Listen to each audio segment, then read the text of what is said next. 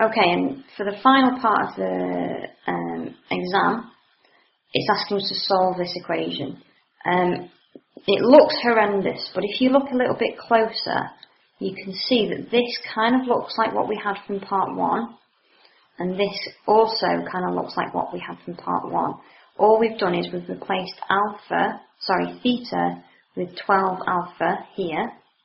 So we can straight away say that this section here is the same as just cos 12 alpha. And this, let's do that in purple, is equal to 4 lots of cos 6 alpha. So actually that's the equation that we want to solve. Okay, so how are we going to solve this? This looks like another thing we're going to have to work out. But actually, this is also from part 1. We've got these two things are our 4 theta and our 2 theta. So because we've got double on the left-hand term as we do on the right-hand term, we can say that what we've got is going to be equal to 8 cos to the power of 4 of what we've got. We've got half of this second term, so that's 3 alpha for us, and then take away 3 is equal to 1. So it's all about spotting that part B comes fully from part 1, because this is going to be quite easy to solve. We're going to add on the 3,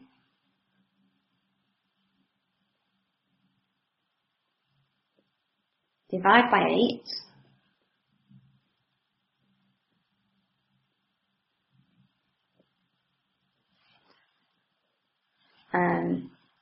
we're going to 4th root it,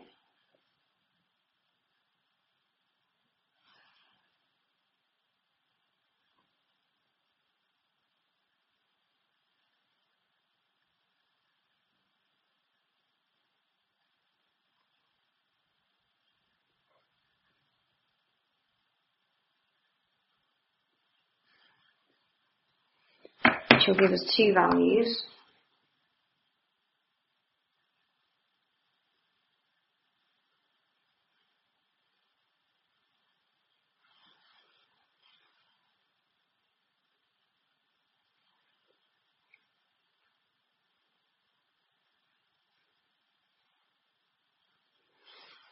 So I've got 0.841, or I'm in degrees, hang on a sec.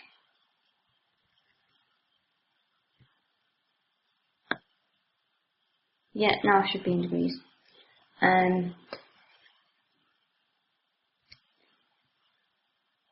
0.841 or negative 0.841. So then if I inverse cos, let's do one at a time. If I inverse cos 0.841, that will give me 3 alpha.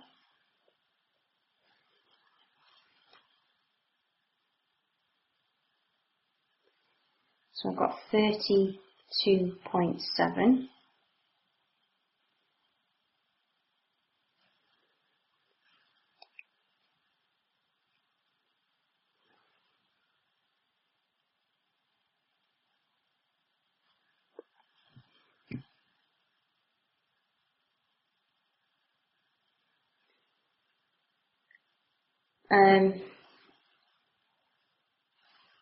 The range is a bit odd. We're looking between 0 and 60.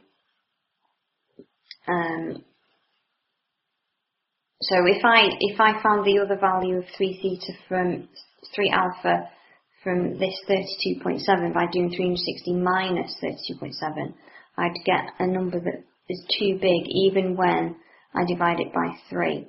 So, but it's always worth finding the extra values, just and then it's better to have too many and get rid of them than not enough.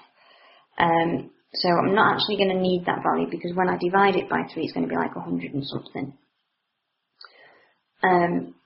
If we go to the minus 0.841 term, if we find the inverse of that, the inverse cos of that, that will give us another option for 3 alpha.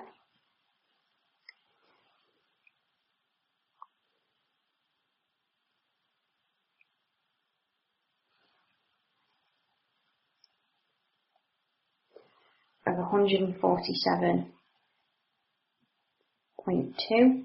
And again, that appears too big, but when we divide it by 3, it's going to be the right size. So 3 alpha is equal to 32.7, meaning alpha is equal to a third of that, which is 10.9. Or alpha is equal to a third of 147.2, which is 49.1. And they're the only two numbers in the range of 0 to 60